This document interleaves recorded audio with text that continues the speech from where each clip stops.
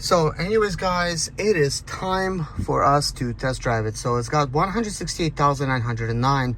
I had 153,000 miles when I first bought this vehicle with an overheating issue.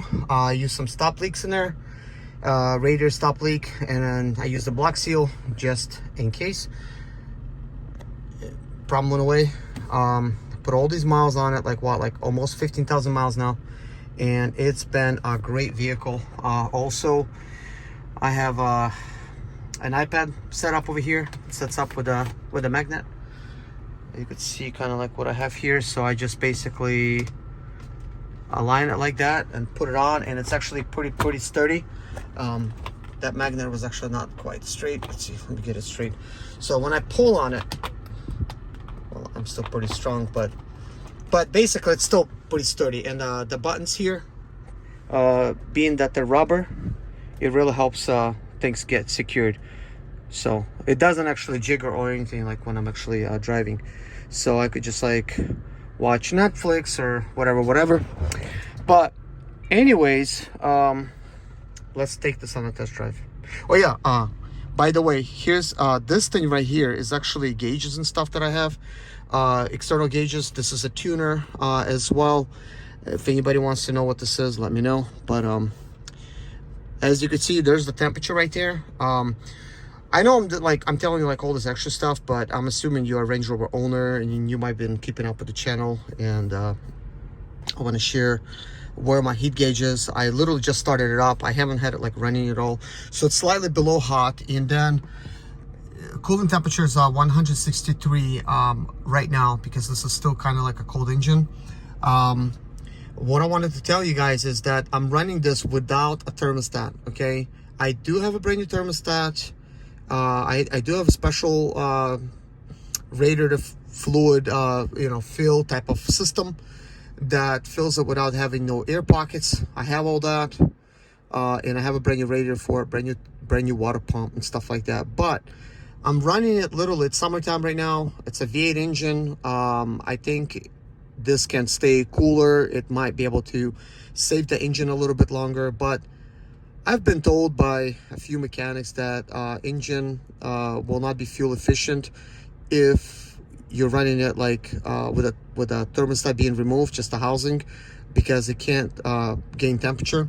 But I'll tell you this, you see like this 163 Fahrenheit number right now. So around like when I'm like driving it and stuff, it will get to like 215.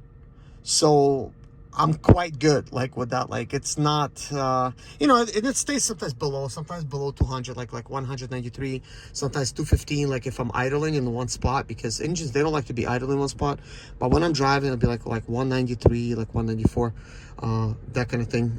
So I just wanted to point that out. So what's the fuel economy like? Well, this is assuming my fuel economy at 16.2 miles per gallon, but this is after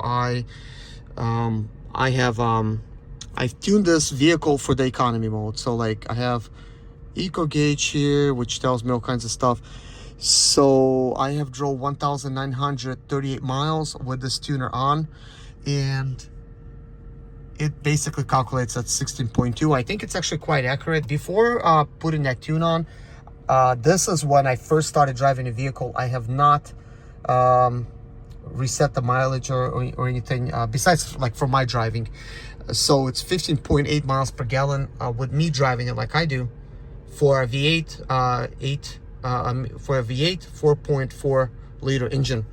And I think that's quite good for a big vehicle like this. I think that's actually really amazing. And as you could see, 16.2. So I mean, that's kind of like close, like within range, but this is before the tuner. It just sort of continues on and monitoring everything. That's about like 15,000 miles.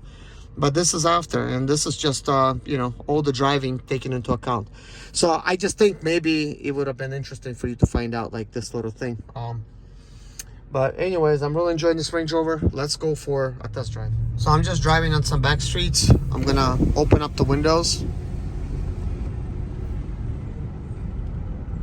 So far so good. I do not hear any scraping. I'm just gonna take it up to a church up the street.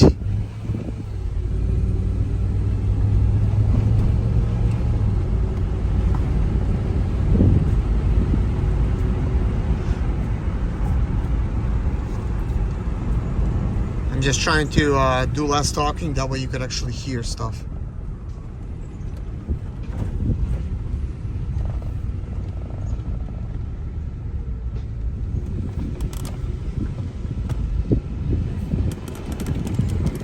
Turning all the way to the right.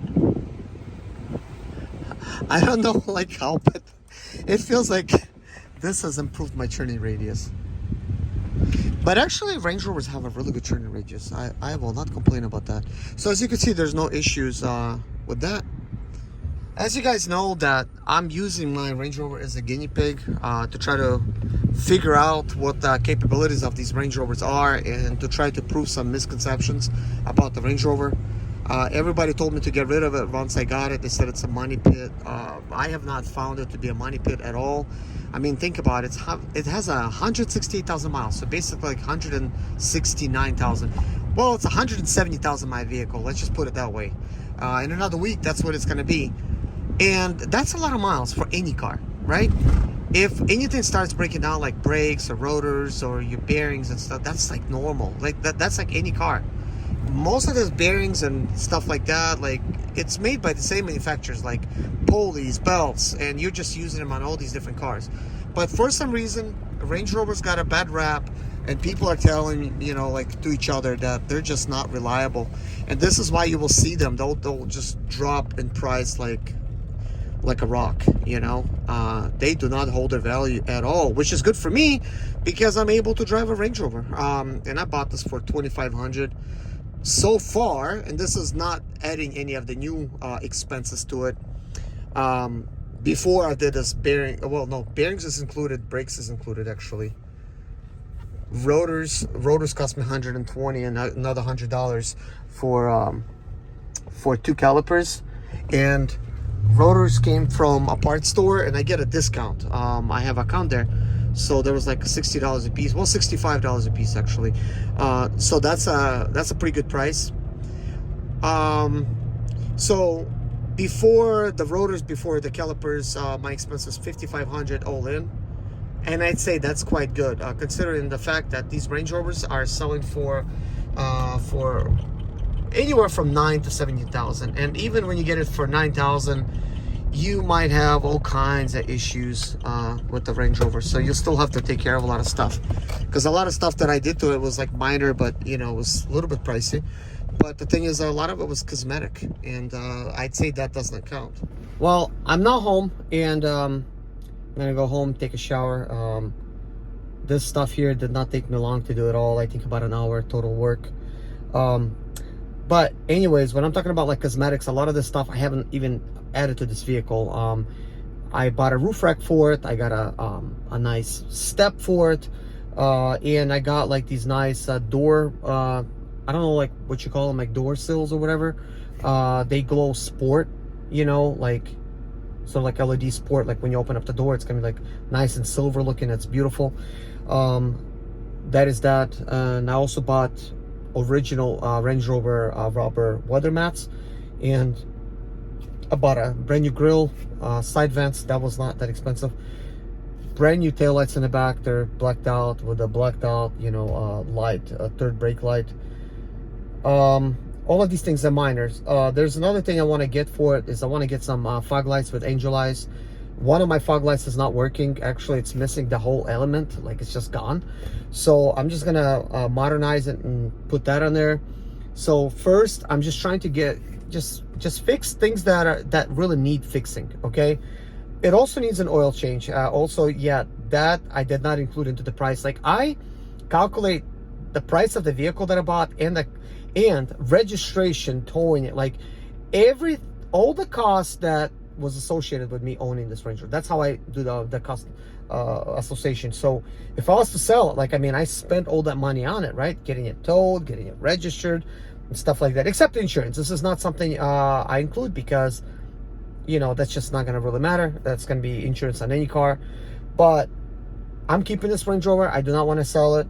But if you're thinking about buying yourself one, if you have the money to fix it right, definitely get it. If you know how to fix cars normally and through these videos alone, if you're not afraid to wrench on it, definitely get it, and then just basically upkeep it. I think these Range Rovers are even better than G-Wagons. Don't get me wrong, I'll take a G-Wagon any day, especially if I could find one very cheap. I love those things, but I think it's so hype. It's just hype, you know. It's just big box, right, on the beautiful rims, and you know, now it's updated all interior and stuff like that. But some of the G-Wagons, the AMGs, are going for like 300 grand. And as you know, 2006, when this Range Rover was out, the G-Wagons, I think, was like around like 100 grand, which was really a lot. And I think a Range Rover was like maybe like 60,000. But now that G-Wagon like AMG is 300,000, and top of the line Range Rover, well, top of the line, just a full-size Range Rover is 125,000. But if you want to get it, like, you know, everything on it, like packaged out, and I'm assuming that's like bigger brakes, that's gonna be like engine modifications, and also it's got some major interior upgrades. It makes it look like you're in the Rolls Royce. Seriously, like, it's just, well, some compared it better to the Rolls Royce. That is an additional $100,000 on top of that, so that's becomes like a $225,000 vehicle. So that's right there with a Mercedes G-Wagon. But I think when you take those into account, Range Rover is still going to be better. You know, it's just the hype of the G-Wagon. But I like all kinds of cars. This is why I own 34 of them. I mean, they're not all like expensive luxury cars, but some of the cars are fix and flip, some of the cars are parts cars, some of the cars I use. And yeah, but anyways, thank you guys so much for watching. Sorry for the long video. Take care of yourself, and see you guys in the next video. Bye bye.